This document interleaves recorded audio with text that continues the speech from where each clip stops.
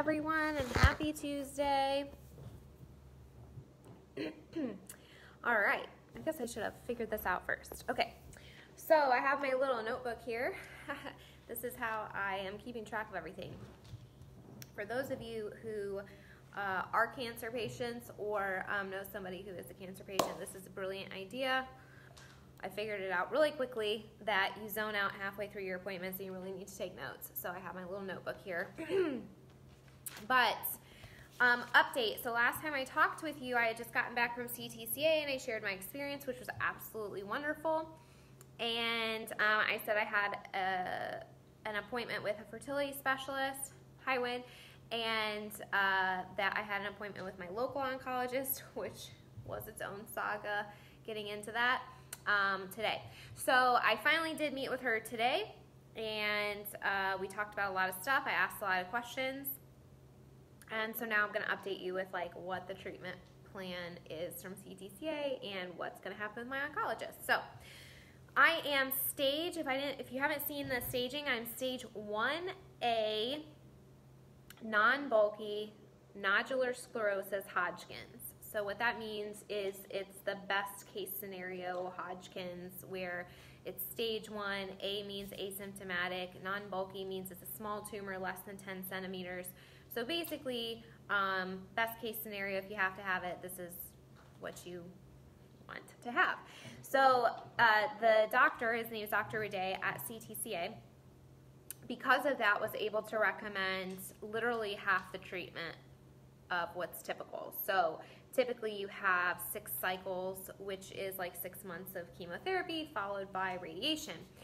For me, since I have a single tumor, it's very small, no symptoms, he recommended 3 cycles, which is 3 months of chemotherapy, followed by a PET scan to make sure that the tumor is gone, and then no radiation. So I was like, sweet, I'm with that. I don't want radiation. I want the minimal amount of chemotherapy if I have to get that at all. This sounds good to me. But I needed to come home and meet with my local oncologist, see if we clicked, see if she agreed with that. And so finally got into her today and we talked about it. So that was a whole issue, first of all, scheduling with her, and then trying to get her a copy of all of my documents was like a whole other thing. But finally walked in and I handed her all my copies of my medical records, and I said, okay, so this is what his plan was, you know, how do you feel about it? So she said that that is a little bit different than the national standard, which doesn't surprise me. He's more of a specialist, and I kind of assumed that he would be a little bit different. So she was like, that doesn't fit like the national standard right now, but she was willing to call him and talk about it because he was citing different studies. She's like, if he can show me the study it's from, you know, I might be willing to do that. And I was like, okay, because that's definitely the treatment I want to go with. Like, I do not want to be adding on any radiation or extra cycles of chemo or anything like that. So she's going to talk with him. But, so this basically means that you have chemo every 2 weeks for 3 months, and the chemo that they give you for Hodgkin's is called ABVD. And A and B, the first 2 letters, there are 4 different chemos. The first 2 are particularly toxic. They can hurt your heart and lung function, so they have to make sure first that my heart and lungs are really good and get a baseline. And also, because I have such little short-term treatment, it's less likely to cause permanent damage, obviously. Same thing with my ovaries, so this treatment can really damage your fertility ability, which is super annoying to me because it's something that I work with my clients all the time on protecting and managing and getting balanced, because your fertility ability is a general sign of your overall health. So whether or not you want to have kids, your fertility ability is really important. And what's so frustrating to me is I finally got mine on track, like pain-free periods, coming every 28, 29 days, like on point. Like, I was so proud of myself because I put all this work and effort into managing my nutrition and lifestyle to get it where I wanted it. Healed my gut, got rid of all this stuff, and then boom, I have cancer, and basically it's going to trash your gut, kill your immune system, might ruin your ovaries. So this whole process is like super annoying for me.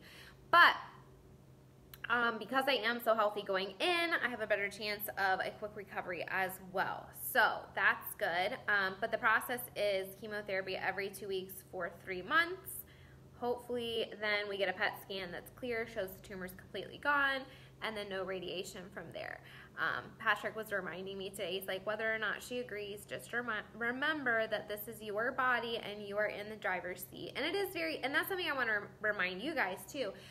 It is very easy to like get in this world of medicine where they're like, go here, go here, go here. This is what I'm telling you to do, go here. And you just feel like you have no voice, you have no say in the matter, but you do. It's your body, it's your treatment, whatever you're comfortable with. And especially if you get a diagnosis like this, like don't let them scare you and pressure you into making decisions faster than you're comfortable with. Like one thing that was a blessing, so to speak, in terms of not being able to get into my local oncologist for so long was that I did have the past couple months to really mull through what I'm comfortable with, what I'm ready for.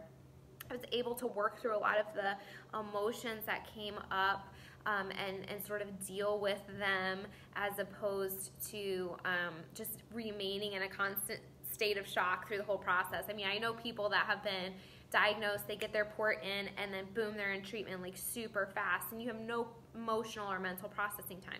If you're somebody that needs that, just remember, you're in charge of this whole thing. So I was able to ask her because I had sort of a timeline. I was like, hey, are you cool with this timeline? I have to be in control of something, you guys. This whole thing is like stripping your control. So basically, this month is fertility treatments. So I'm going to be getting shots and all the fun stuff. Great. They sync up your ovaries so that your ovaries produce a lot of eggs. And then they have a harvest cycle. Sounds so much fun. The fertility treatment center like does things on a schedule. So their next schedule for the harvest is April 10th. So April 10th I will be going in to basically get put under.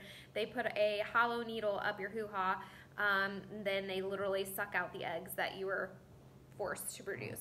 So it's kind of gross if you think about it. But anyway, so there will be a short recovery period from that.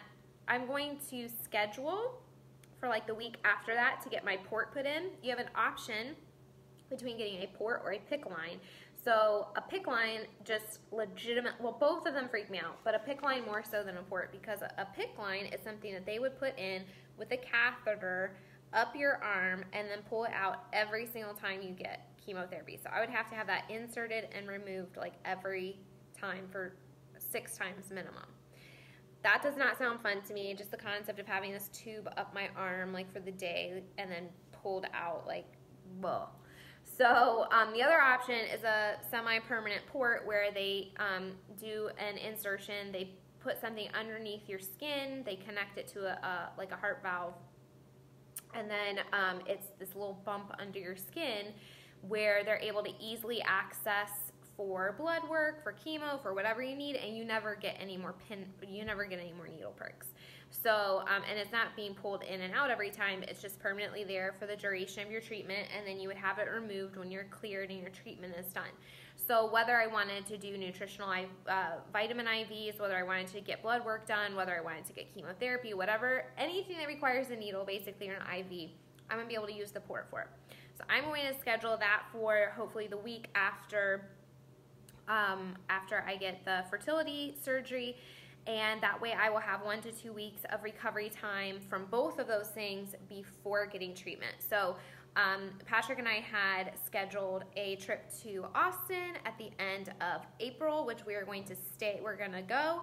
I've wanted to go to Paleo FX for like years and years and years now, and I was super excited to go this year. And so what I'm going to do timing wise is get the eggs, get the port, go on this trip, try to relax while I'm physically recovering, get some sun, get some fun information, meet some people, come home and start treatment. So treatment will actually start May 10th, and I scheduled it on that week because you get treatments every 2 weeks, and I wanted my birthday and anniversary to be on an off week.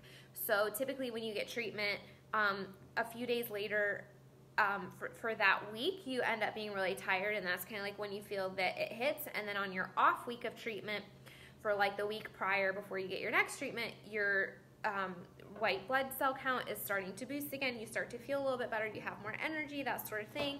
So you can kind of schedule your life around that a little bit. And so what I wanted to do was schedule my treatment so that my birthday and anniversary was on and off week, so that I had some energy and maybe I could hang out with some people and eat some paleo cake. So she also encouraged I stay working, which I planned to do anyway. I have a real awesome job, as many of you know, where I get to work with people long distance. So I have video or phone consultations on a regular basis. So I'm going to try to keep working throughout this process. And again, probably most of my life will be scheduled on the off weeks, just because I don't know what's going to happen. But a lot of things that have to come into consideration when you're doing something like this is, you know, the side effects. So obviously we talked about the heart and lungs. Hopefully there's no permanent damage there, and they manage that throughout the process.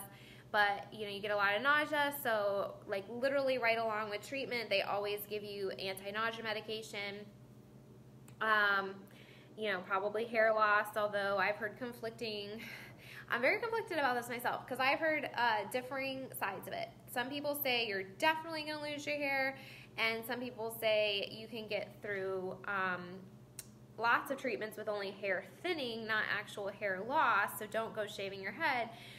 But one of my friends that was stage 2 and went through like 1 or 2 rounds, her hair started falling out, and she was telling me about how emotional that process was. And for me, just the anticipation of that is super emotional. And so part of me is like, well, I just want to take control of it and get rid of it before it even starts happening, because to me, waiting for it to fall out and then just realizing what's happening to my body, like that seems worse to me than just like taking control. But then my doctor today was like, well, I've had someone with like 4 rounds of this, and you could barely tell their hair was thinning, so don't anticipate it too much. So I'm still trying to decide what I'm going to do there. Part of me just wants to take control. Because like I said, you don't have, I mean, when you start treatment, it's going to feel like you don't have control over your body. So it's like the little things that you can do to manage that. So one of the reasons, well, the reason that your hair falls out is because chemotherapy targets fast dividing cells, so fast replicating cells. And the reason you have stomach issues like nausea and constipation, IBS and things like that during treatment is the same thing. So that epithelial lining that I work so hard to help keep healthy in my clients, and we work so hard to heal the gut, chemotherapy trashes that. So you can get a lot of digestive issues from that. So I'm going to be obviously working to do my best throughout the process to eat healing, gentle foods, especially the week of chemotherapy treatments and things like that. So I will learn a lot through this process in terms of like what helps me feel my best. And I have a whole other team of people that I'm going to be working with as well to sort of help me manage this process, that are more familiar with it from the health perspective.